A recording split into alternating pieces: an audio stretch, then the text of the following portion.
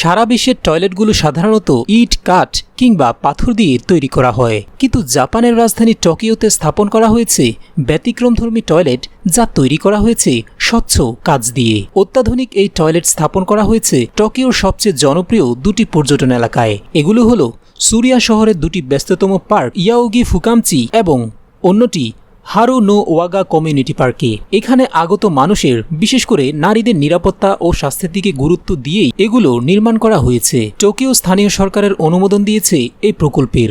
অভিনব এবং নান্দনিক ডিজাইনের টয়লেটগুলো এরই মধ্যে জাপানের রাজধানী টোকিওর নতুন আকর্ষণে পরিণত হয়েছে। এগুলোর কাজ এতটাই স্বচ্ছ যে বাইরে থেকে ভেতরে সবকিছুই দেখা যায়। তবে সবচেয়ে মজার ব্যাপার হলো, কেউ ভেতরে ঢুকে দরজা লক করলেই দেয়ালগুলো স্বয়ংক্রিয়ভাবেই অস্পষ্ট ও ঝাপসা হয়ে যায়। তখন বাইরে থেকে ভেতরটা আর দেখা যায় না।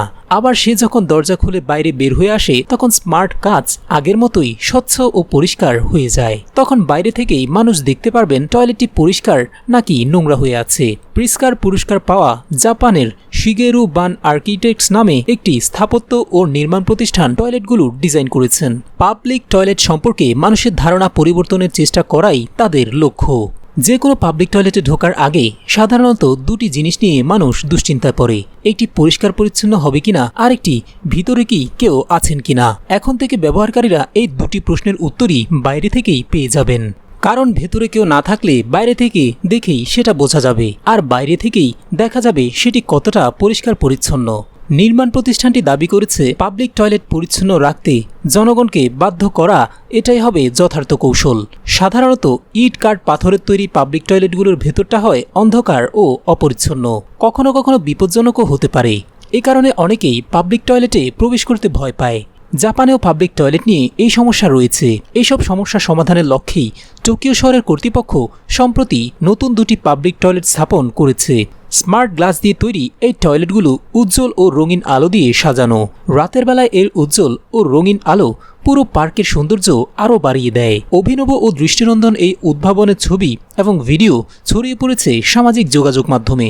যেসব ছবি ও ভিডিওতে দেখা গেছে, বাইরে দাঁড়িয়ে অনেকেই অবাক হয়ে দেখছেন এমন আশ্চর্যজনক টয়লেট। অনেকে আবার ভেতরে ঢুকবেন কিনা সেটা নিয়েই দোটানায় রয়েছেন।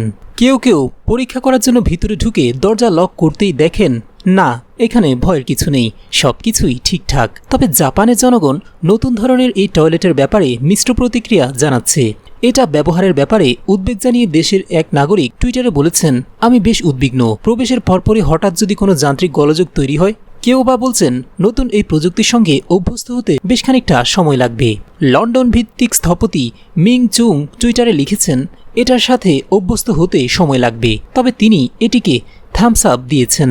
তবে উদ্ভাবনী ভাবনায় জাপানিরা যে কতটা এগিয়ে, স্বচ্ছ কাচের এই টয়লেট স্থাপন আবারও তা প্রমাণ করে দিল।